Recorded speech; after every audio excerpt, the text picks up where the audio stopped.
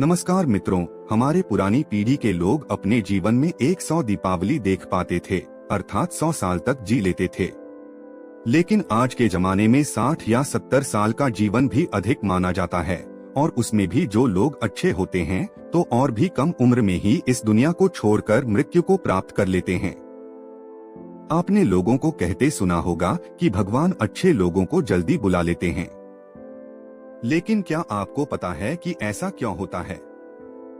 क्यों दूसरों का भला करने वाले और अच्छे लोग बुरे और दुष्ट लोगों की तुलना में जल्दी मृत्यु को प्राप्त करते हैं? आपने लोगों को यह भी कहते हुए सुना होगा कि इस भले इंसान को इतनी जल्दी मौत क्यों आ गई और वह दुष्ट पापी अभी तक मरता क्यों नहीं है। क्या सच में ऐसा होता है? क्या सच में इसका कोई कारण है? अनेक ग्रंथों में इसके बारे में बताया गया है। आज की इसमें हम इन्हीं आधारों के माध्यम से इस प्रश्न का उत्तर ढूंढने की कोशिश करेंगे। उससे पहले आप इस वीडियो को अपने दोस्तों को जरूर शेयर करें, क्योंकि ज्ञान और खुशियां बांटने से ही बढ़ती हैं। तो चलिए वीडियो शुरू करते हैं। जातस्य ही ध्रुवो मृत्युः, गीता में भगवान कहते हैं कि जिस व्यक्ति ने जन्म लिया है उसका मृत्यु अवश्य ही होगा।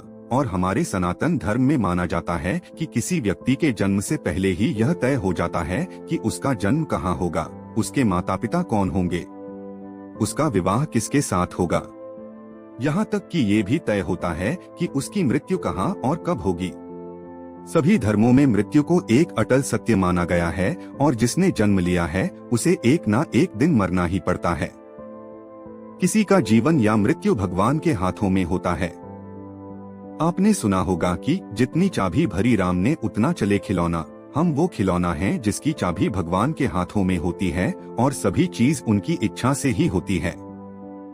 हिंदू धर्म में मान्यता है कि भगवान हर अच्छे मनुष्य को किसी न किसी उद्देश्य के साथ ही इस मृत्युलोक में भेजते हैं।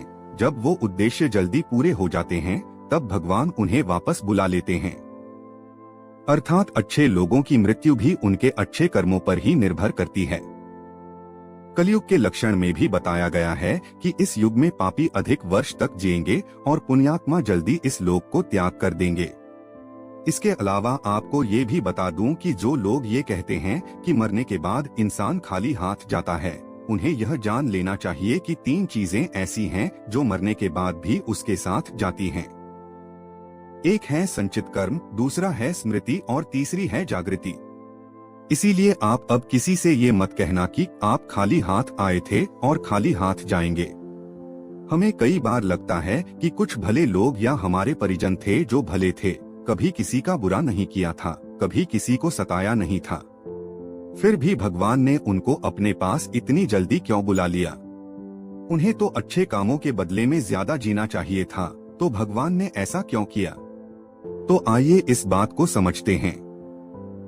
आपने कई प्राचीन कथाओं में सुना होगा कि जब कोई ऋषि मुनि या भगवान किसी अप्सरा या देवता पर क्रोधित होते थे तो उसे सजा के तौर पर पृथ्वीलोक यानी मृत्यु लोक में जन्म लेने का श्राप देते थे।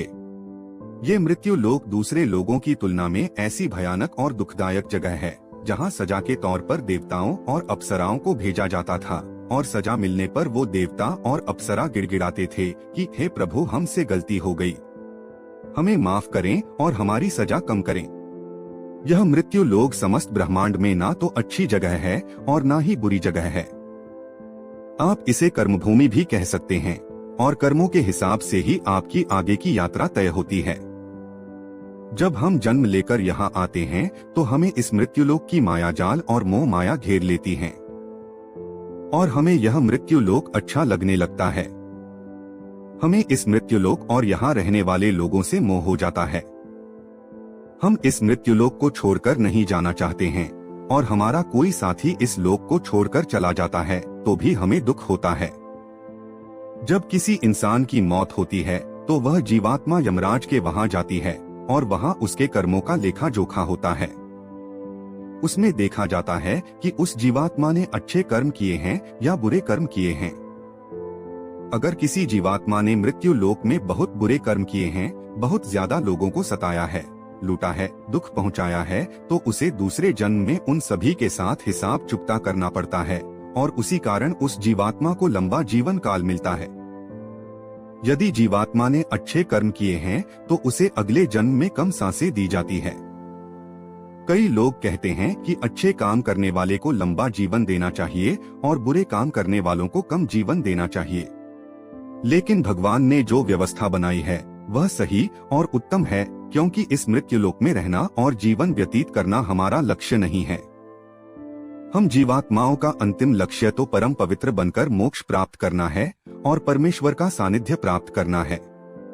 हर एक जन्म के साथ हमें अवसर मिलता है कि हम अपनी चेतना के स्तर को अच्छे काम करके ऊपर उठाएं, क्योंकि हम बुरे काम करते हैं तो हमारी चेतना का स्तर नीचे जाता है और हमें हजारों और कई बार तो करोड़ों सालों तक इस मृत्युलोक में दुखों को झेलना पड़ता है।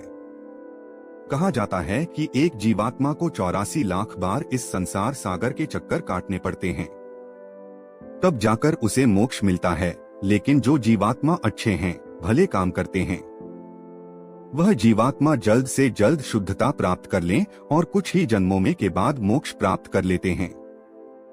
इसीलिए परमात्मा उनका जीवन काल कम रखता है, ताकि वह जीवात्मा इस मृत्युलोक के कष्टों को कम सहन करें और परमधाम में जाकर परम शांति और परम आनंद को प्राप्त करें।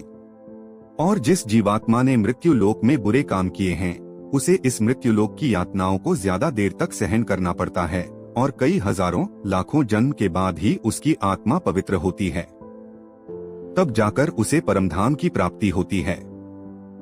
दूसरी बात यह है कि हमारा इस मृत्युलोक में जन्म किसी न किसी उद्देश्य से होता है, और जब वह उद्देश्य पूरा हो जाता है तो भगवान हमें वापस बुला लेते हैं। ऐसा नहीं है कि सभी लंबा जीवन जीने वाले लोगों ने पूर्व जन्म में बुरे काम ही किए हो, लेकिन वह अभी जीवित है तो इसका मतलब यह है कि उनके जीवन का उद्देश्य अभी तक पूरा नहीं हुआ है। मित्रों, आप समझ गए होंगे कि अच्छे लोगों की मृत्यु जल्दी क्यों हो जाती है। तो हमारे जो भी प्रियजन थे और जिनकी मृत्यु जल्दी ही हो गई हो, वो एक पवित्र आत्मा थे और जितने दिनों तक हमें उनका सानिध्य प्राप्त हुआ वह हमारा सौभाग्य था। उनकी मृत्यु के बाद हमें प्रार्थना करनी चाहिए कि उनकी आत्मा जल्द से जल्द परमधाम को प्राप्त करें और परम शांति और परम आनंद को प्राप्त करे। यह जन्म मृत्यु का रहस्य कुछ ज्यादा ही गहरा होता है, जिसे देवता लोग भी नहीं समझ पाते हैं। इसीलिए मित्रों, आज से अपने जीवन को सार्थक बनाने के लिए अपने गलत आदतों को छोड़कर अच्छे आदत अपनाएं, धर्म और तपस्या में मन लगाएं, क्योंकि ईश्वर सर्वशक्तिमान है और वही हमारा बेड़ा पार कर सकता है। तो मित्रों, आज की यह वीडियो आपको पसंद आई है तो वीडियो को शेयर जरूर करें, क्योंकि हमारा मकसद भी हमारे धर्म का प्रचार करना ही है। इसलिए 5 लोगों तक यह वीडियो जरूर पहुंचाएं। मिलते हैं अगले वीडियो में, तब तक के लिए नमस्कार।